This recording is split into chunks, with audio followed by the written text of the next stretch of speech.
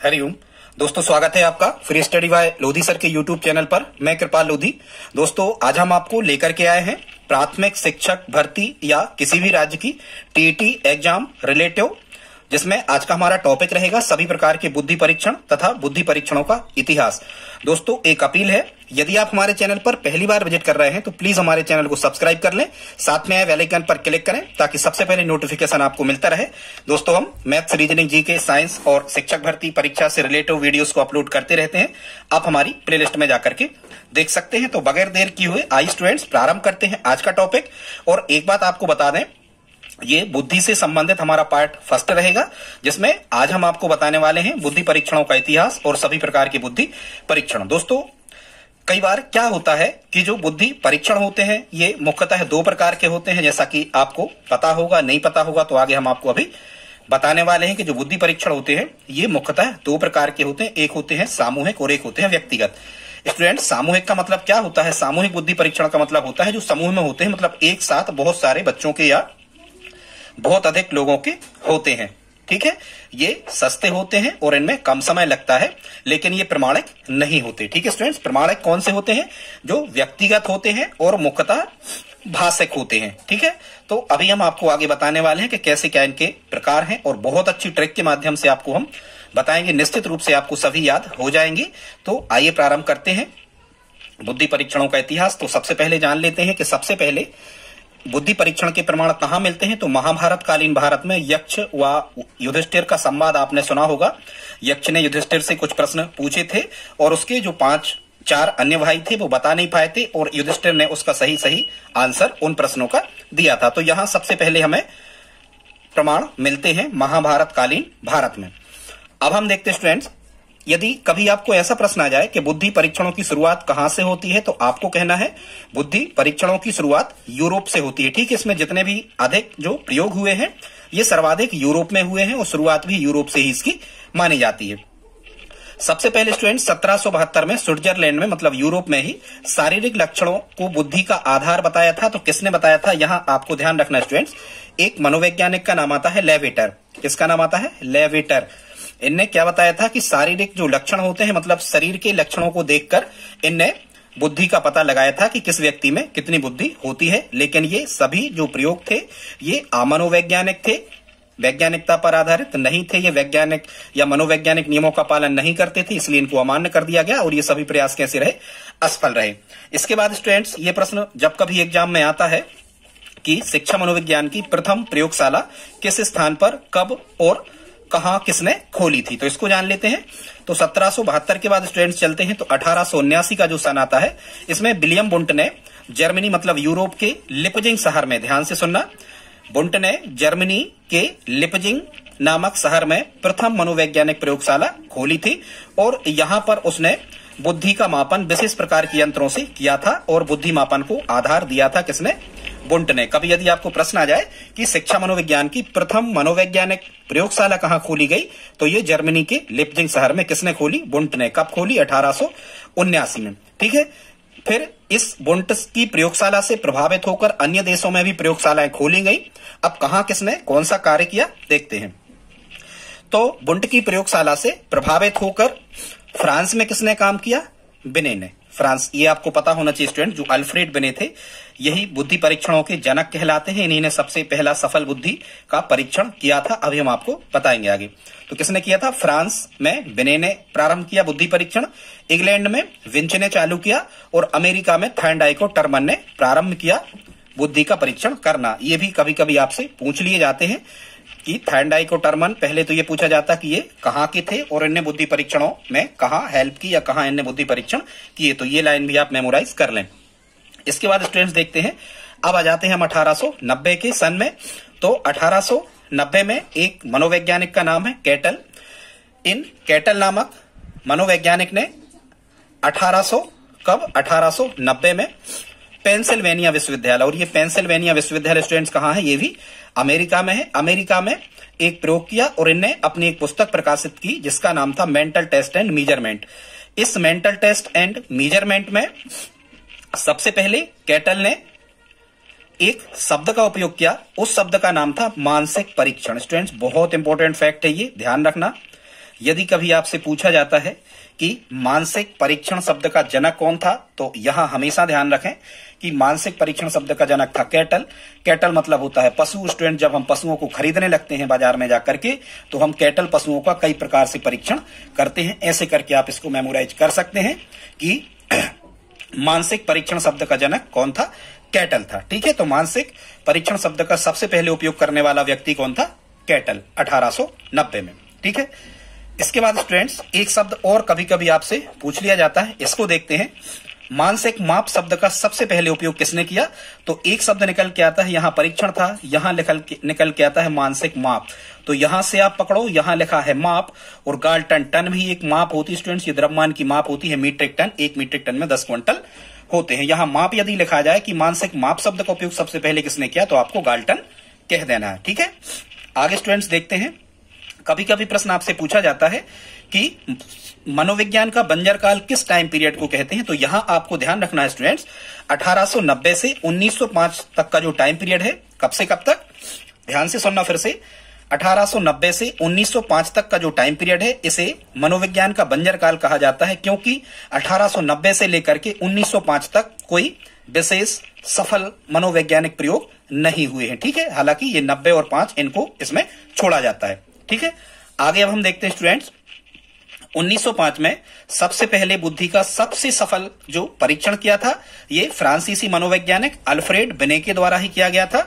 और सबसे पहले इनने मानसिक आयु शब्द की परिभाषा दी थी कि मानसिक आयु क्या है, या कभी कभी स्टूडेंट्स आपसे पूछ लिया जाता है कि मानसिक आयु संप्रत्यय या मानसिक आयु शब्द का जो जनक है वो कौन है, तो यहां हमें ध्यान रखना स्टूडेंट्स, ये बिने लिखा आता है, या फिर पूरा नाम आप याद रख सकते हैं, अल्फ्रेड बिने। दोस्तों आगे देखते हैं हम कि ये जो बुद्धि परीक्षण होते हैं, ये मुख्यतः बुद्धि परीक्षण कितने प्रकार के होते हैं, कैसे होते हैं। तो स्टूडेंट, जो बुद्धि परीक्षण होते हैं इनको 2 भागों में बांटा जाता है। पहला होता है सामूहिक बुद्धि परीक्षण और दूसरा होता है व्यक्तिगत बुद्धि परीक्षण।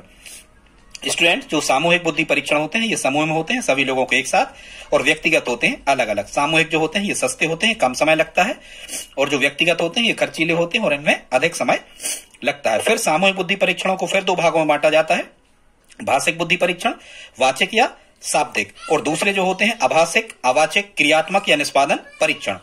ठीक है, ये व्यक्तिगत भी 2 प्रकार से बांटे जाते हैं, भाषिक, वाचिक, शाब्दिक।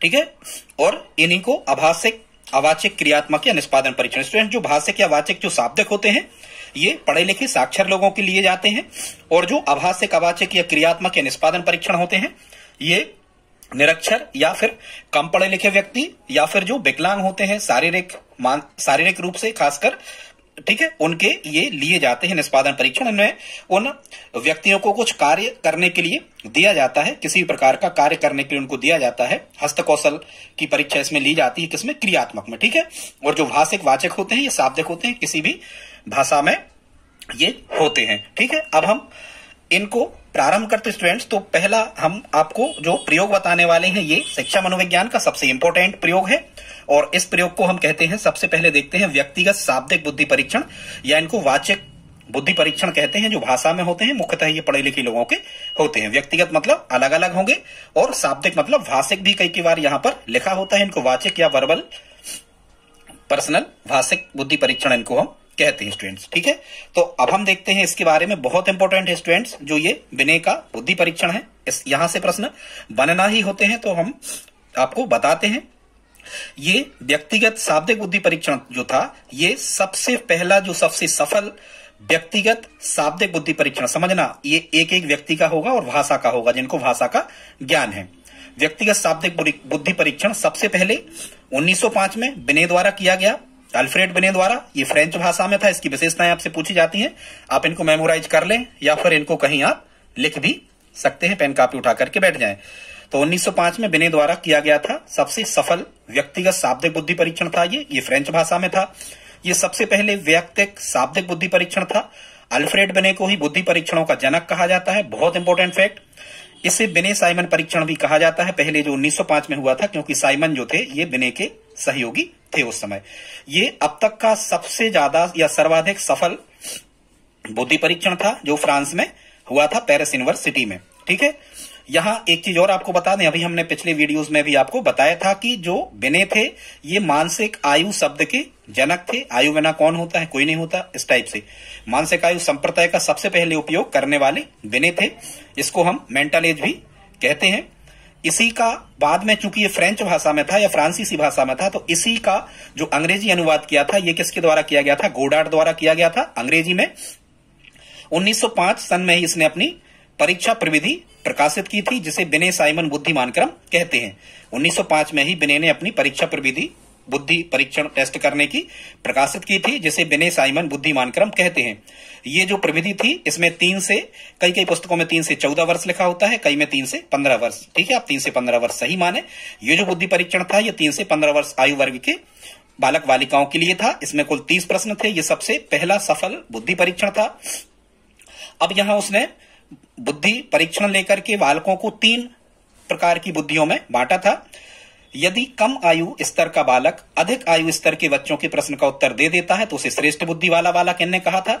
ठीक है, और एक चीज और ध्यान रखना, ये प्रथम मनोवैज्ञानिक बुद्धि परीक्षण था बिने वाला 1905 वाला। ठीक है, तो श्रेष्ठ बुद्धि आप समझ गए कि यदि किसी कोई बालक है, यदि ये अपने स्तर से अधिक आयु स्तर के प्रश्न उससे पूछे जाते हैं और यदि वो उत्तर दे देता है तो उसे श्रेष्ठ बुद्धि का बालक समझा जाता था। ठीक है, यदि बच्चा अपनी आयु वर्ग के सभी प्रश्नों का ही उत्तर नहीं दे पाता था, मतलब जो आयु वर्ग उसकी है उसी के यदि प्रश्न पूछे जाएं उसी स्तर के, तो भी वो उन प्रश्नों का उत्तर सभी का नहीं दे पाता था, तो उसे उन्होंने क्या माना, मंदबुद्धि।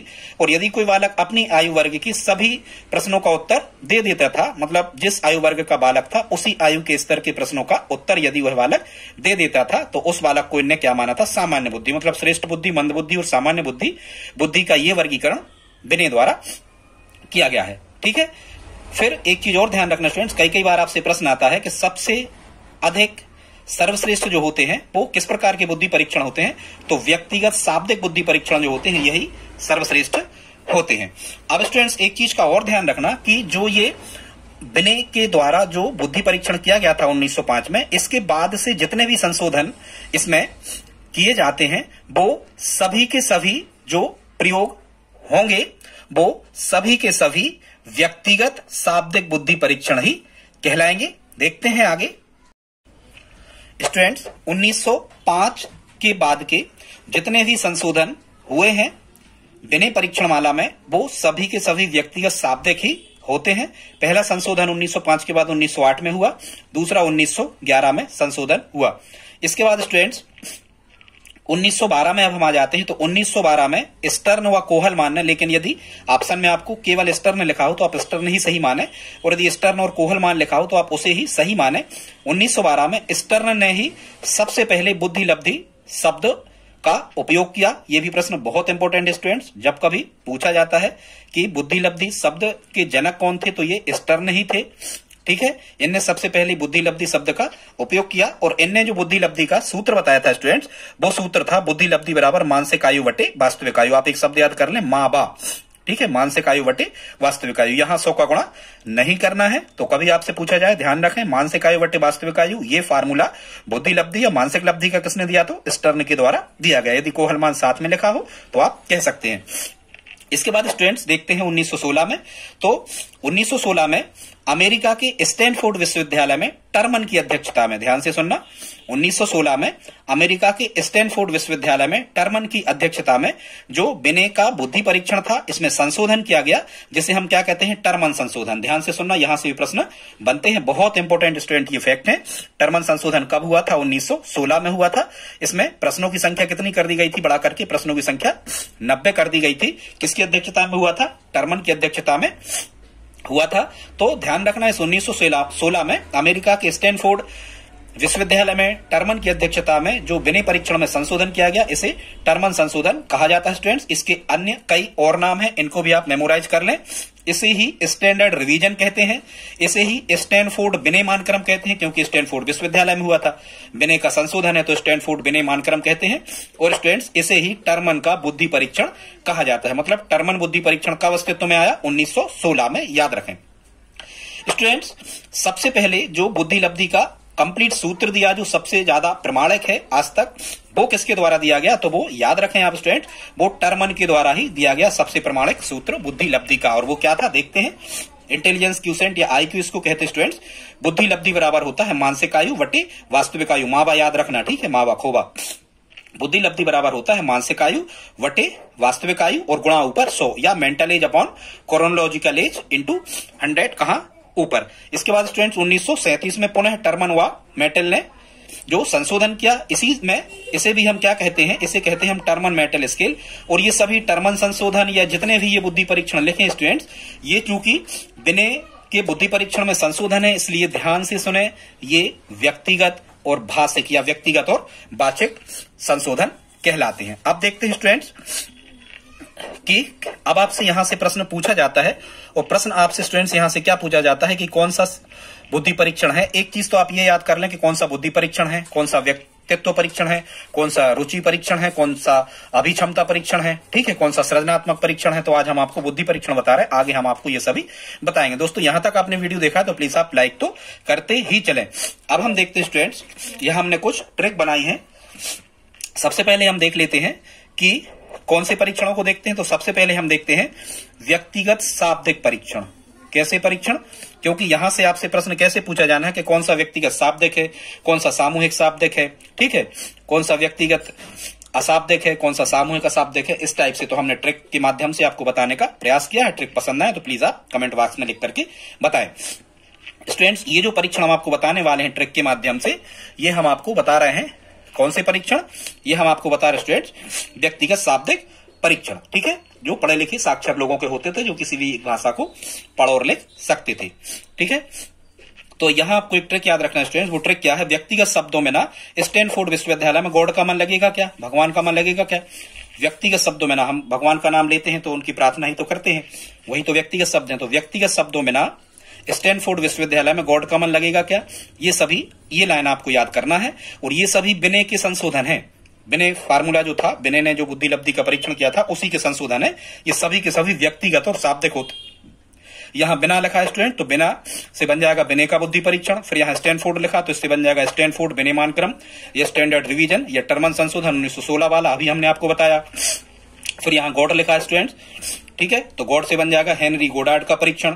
फिर यहां क्या लिखा है, मन लिखा है स्टूडेंट, तो बिने साइमन मानक बुद्धि परीक्षण, मन से बन जाएगा, ठीक है। और फिर यहां क्या लिखा है, एक जगह और लिखा है यहां मन शब्द फिर से यहां पे लिखा है, तो मन से क्या बन जाएगा, टर्मन का बुद्धि परीक्षण। तो स्टूडेंट्स ये सभी के सभी जो हमने आपको बुद्धि परीक्षण बताए हैं, ये सभी के सभी व्यक्तिगत वाचिक या व्यक्तिगत शाब्दिक बुद्धि परीक्षण है, ठीक है स्टूडेंट्स। आगे देखते हैं अब हम दूसरे प्रकार के बुद्धि परीक्षण जो होते हैं स्टूडेंट्स, ये दूसरे प्रकार के बुद्धि परीक्षण होते हैं व्यक्तिगत अशाब्दिक, या इन्हीं को कहते हैं व्यक्तिगत अवाचिक, ठीक है, या इन्हीं को कहते हैं व्यक्तिगत क्रियात्मक, या इन्हीं को कहते हैं निष्पादन परीक्षण, ठीक है।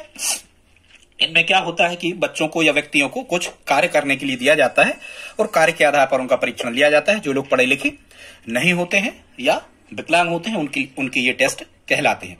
इसके लिए एक ट्रिक आपको याद करना है, किसके लिए, व्यक्तिगत अशाब्दिक बुद्धि परीक्षणों के लिए, ठीक है स्टूडेंट। वो ट्रिक कैसी है देखते हैं।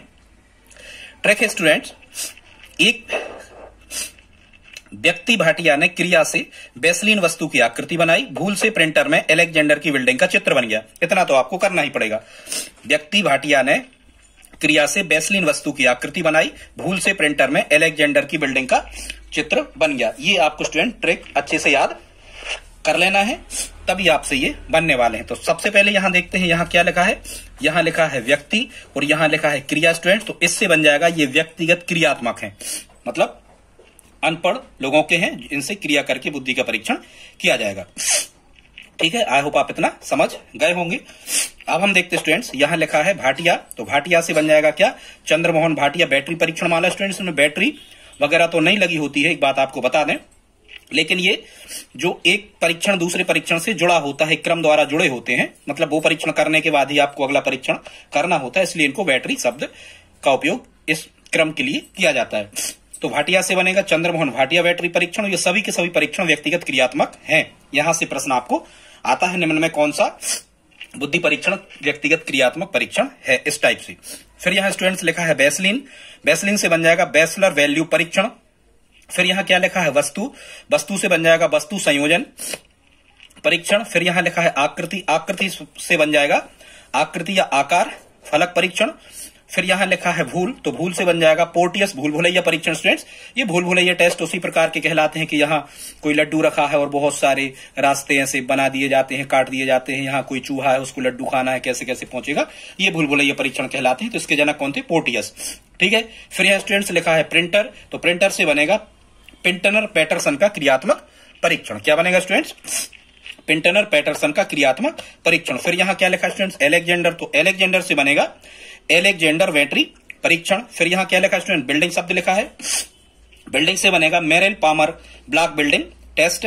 और लास्ट में यहां क्या लिखा स्टूडेंट? चित्र लिखा है, तो इससे बनेगा चित्रांकन या चित्रपूर्ति परीक्षण। तो ये सभी के सभी स्टूडेंट जो परीक्षण होंगे आपको ध्यान रखना है, ये व्यक्तिगत क्रियात्मक है, यही आपको छांटना है। अब स्टूडेंट्स बस आप 5 मिनट और हमारे साथ रहें, वीडियो एंड ही होने वाला है। अब हम देखते स्टूडेंट सामूहिक, शाब्दिक या वाचक या भाषाई बुद्धि परीक्षण। लेकिन कैसे? सामूहिक मतलब सभी व्यक्तियों के ये परीक्षण कैसे लिए जाएंगे? सभी व्यक्तियों की ये परीक्षण एक साथ लिए जाएंगे। इसमें आपको क्या याद करना है? ट्रिक देखते हैं। ट्रिक आपको याद करना है स्टूडेंट्स, मैकेनिक साहब जलोटा की, मैकेनिक साहब ने, ऐसे याद रख लेना, मैकेनिक साहब ने जलोटा की 9 आर्मी को सामूहिक, मैकेनिक साहब ने नहीं करना, मैकेनिक साहब जलोटा की 9 आर्मी को सामूहिक रूप से चावल देंगे। ठीक है स्टूडेंट्स, यहां जहां कभी चावल लिखा होता है, इस चावल को राइस कहते हैं ना इंग्लिश में, इसे आप राइस पढ़ना। मैकेनिक साहब जलोटा की 9 आर्मी को सामूहिक रूप से चावल देंगे, ये ट्रिक आपको याद रखना है। तो यहां क्या लिखा है? एक तो यहां देखो, एक तो यहां लिखा है आर्मी, तो आर्मी तो समूह में ही होती है, तो एक चीज तो आप समझ गए कि ये सामूहिक होंगे। बस इतना ध्यान रखना है कि ये शाब्दिक है कि नहीं। तो यहां जो हमने स्टूडेंट्स, यहां पर जो हमने साब शब्द लिखा है, ये साब शब्द बताता है शाब्दिक के लिए। यहां हमने साब शब्द स्टूडेंट्स किसके लिए लिया है? तो ये हमने साब शब्द लिया है किसके लिए? शाब्दिक बुद्धि परीक्षण के लिए। ठीक है, और सामूहिक रूप से तो ये होगा सामूहिक शाब्दिक परीक्षण। ठीक है, अब कौन से बुद्धि परीक्षण सामूहिक शाब्दिक बुद्धि परीक्षणों के अंतर्गत आते हैं देखते हैं। मैकेनिक से बनता है स्टूडेंट्स, यहां पर मैकेनिक से बन जाएगा मैकेनियर सामूहिक परीक्षण, एक हो गया सामूहिक शाब्दिक बुद्धि परीक्षण। फिर यहां पर जलोटा शब्द लिखा है, तो जलोटा का बुद्धि परीक्षण हो गया उसी में। फिर यहां क्या लिखा है? नौ, तो नौ से बन जाएगा नौसेना सामान्य वर्गीकरण, ये भी हो गया उसी प्रकार का सामूहिक शाब्दिक। फिर यहां लिखा है, हाँ एक चीज और ध्यान रखना, ये कभी पूछा गया है, नौसेना सामान्य वर्गीकरण को एजीसीटी कहा जाता है, उसका फुल फॉर्म होता है आर्मी जनरल क्लासिफिकेशन टेस्ट। ठीक है स्टूडेंट्स, फिर यहां जो 9 लिखा है आपने 9, इस 9 को आप लिखना और यहां खबर रखना, यहां अल्फा बना देना। क्या बना देना? अल्फा। तो ये बन जाएगा आर्मी अल्फा टेस्ट। और ध्यान रखना, ये पूछा जाता है कि आर्मी अल्फा टेस्ट के जनक कौन थे? ये स्टूडेंट्स 1917 में अमेरिकी मनोवैज्ञानिक संघ के द्वारा ये प्रयोग बनवाए गए थे। जब ये आपका फर्स्ट वर्ल्ड वार चला था 1914 से 1918 तक का, प्रथम विश्व युद्ध के टाइम पर अमेरिका ने सेना में भर्ती करने के लिए टेस्ट लिए थे। तो आर्मी अल्फा टेस्ट जो था ये सामूहिक शाब्दिक था और इसके जनक थे रॉबर्ट यर्क्स अमेरिका में। और ये कब ये प्रयोग अस्तित्व में आया? 1917 में। यदि स्टूडेंट्स रॉबर्ट यर्क्स नहीं लिखा होता है तो आर्थर एस ओटिस भी लिखा होता है। हालांकि भारत में जे मुनरो हैं इस टेस्ट के जनक। भारत के बुद्धि परीक्षा हम आपको अलग से किसी वीडियो में बताएंगे, अभी हाल तो आप इतना ही देख लें। तो आर्मी अल्फा टेस्ट के जनक कौन थे? रॉबर्ट यर्क्स। ठीक है, या आर्थर ओटिस भी लिखा होता है, लेकिन यदि दोनों लिखे हैं तो रॉबर्ट यर्क्स को ही आप सही माने। इसके बाद स्टूडेंट्स यहाँ राइस जो लिखा था, इससे CH राइस का बुद्धि परीक्षण। तो ये सभी के सभी होगा स्टूडेंट्स सामूहिक शाब्दिक बुद्धि परीक्षण। ठीक है स्टूडेंट्स, अब एक लास्ट बचा है, इसको हम कहते हैं सामूहिक अशाब्दिक या सामूहिक अवाचक सामूहिक क्रियात्मक बुद्धि परीक्षण। ठीक है, या सामूहिक निष्पादन परीक्षण भी हम इसको कह सकते हैं। ये कैसे लोगों के होते हैं बता चुके हम, ये समूह में होंगे, सबके इकट्ठे होंगे। और कैसे लोगों के होंगे? जो किसी भाषा को पढ़ लिख नहीं सकते, जो निरक्षर होंगे, ठीक है, बहरे होंगे, गूंगे होंगे, ठीक है, या बोल नहीं सकते हो, इस टाइप से इन व्यक्तियों के ये परीक्षण होते थे। इसके लिए आपको क्या ट्रिक याद रखना है देखते हैं। इसमें आपको ट्रिक याद रखना है स्टूडेंट्स, वो ट्रिक क्या है? शिकागो की बीटा आर्मी पिजन व कैटल की प्रोग्रेस सामूहिक रूप से चेक करेगी। पिजन मतलब क्या होता है? कबूतर। कैटल माने क्या होता है? पशु। स्टूडेंट्स यहां कभी यदि कैटल शब्द लिखा जाए तो कैटल मतलब क्या होता है? पशुओं का झुंड। सबसे पहले तो आपको इंग्लिश में याद होना चाहिए कि कैटल मतलब होता है पशुओं का झुंड। तो यदि कैटल का मतलब पशुओं का झुंड होता है तो पशु कैसे रहते हैं? तो पशु रहेंगे आपके सामूहिक रूप से, मतलब सामूहिक तो ये हो गया। ठीक है, कैसा हो गया? सामूहिक तो ये हो गया। अब कैसे आप याद रखोगे कि ये अशाब्दिक है? तो जैसे इसको आपको याद है कि ये सामूहिक शाब्दिक है तो ये अशाब्दिक ही होगा, ऐसे भी आप इसको याद रख सकते हो स्टूडेंट, ठीक है। और अशाब्दिक किस लिए होगा, देखो आप खुद यहां लिखा है क्या, केटल लिखा है। केटल माने क्या होता है, पशु। पिजन माने क्या होता है, कबूतर। तो क्या ये किसी भाषा को पढ़ सकते हैं, बिल्कुल नहीं पढ़ सकते। तो यहां से भी आप पहुंच सकते हो कि ये सब, ये यदि केटल और पिजन शब्द आ जाए तो ये सब कैसे होंगे, अशाब्दिक होंगे। और हमने आपको बताया नहीं स्टूडेंट्स, यहां भी आप दिमाग लगा सकते हो। मैकेनिक जो होते हैं वो पढ़ लिख सकते हैं, ठीक है। जलोटा साहब तो वैसे भजन पढ़ लिखते ही हैं, ठीक। इस टाइप से भी आप इसको याद रख सकते हो। चावल वाला भी है तो पढ़ा लिखा आदमी मतलब जाएगा चावल वगैरह खरीदने, तो ऐसे भी आप याद रख सकते हो कि शाब्दिक है कि अशाब्दिक है। यहाँ टाइम ज्यादा लग रहा है इसलिए हम बता नहीं रहे, ट्रिक का ही वर्णन हम आपको कर ही देते हैं। तो यहां आपको ट्रिक याद रखना है स्टूडेंट, सामूहिक अशाब्दिक में शिकागो की बीटा आर्मी पिजन व कैटल की प्रोग्रेस सामूहिक रूप से चेक करेगी। तो यहाँ सामूहिक लिखा है, और यदि पशु लिखा होगा या कबूतर लिखा होगा तो अशाब्दिक, क्योंकि भाषा को पढ़ लिख नहीं सकते। शिकागो से बन जाएगा स्टूडेंट शिकागो क्रियात्मक परीक्षण। फिर ये बीटा शब्द लिखा है और आर्मी भी शब्द यहां लिखा है, ठीक है। या तो इससे बन जाएगा आर्मी बीटा परीक्षण। फिर यहाँ पिजन लिखा है तो पिजन अशाब्दिक परीक्षण, खुद ही नाम है। फिर यहाँ कैटल लिखा है तो कैटल से बन जाएगा कैटल का संस्कृति मुक्त परीक्षण। और फिर यहाँ क्या लिखा है स्टूडेंट्स, यहाँ लिखा है प्रोग्रेस, तो प्रोग्रेस से क्या बन जाएगा, रेवन प्रोग्रेसिव मैट्रिसेज परीक्षण। तो दोस्तों ये हमने आपको जल्दी जल्दी में ट्रिक के माध्यम से बताने का प्रयास किया। आप इनके नोट्स बना लें और बस इतना इसमें ध्यान रखें कि कौन सा क्रियात्मक शाब्दिक है, कौन सा क्रियात्मक अशाब्दिक है, या कौन सा सामूहिक या व्यक्तिगत। इस टाइप से आप याद रखें। कमेंट बॉक्स में लिख करके बताएं आज का वीडियो आपको कैसा लगा। मिलते हैं अगली वीडियो में, तब तक के लिए जय हिंद जय भारत। कमेंट करें और यदि आप हमारी हेल्प करना चाहें तो प्लीज वीडियो को दोस्तों के साथ स्टडी ग्रुप में शेयर जरूर करें। मिलते हैं अगली वीडियो में, जय हिंद।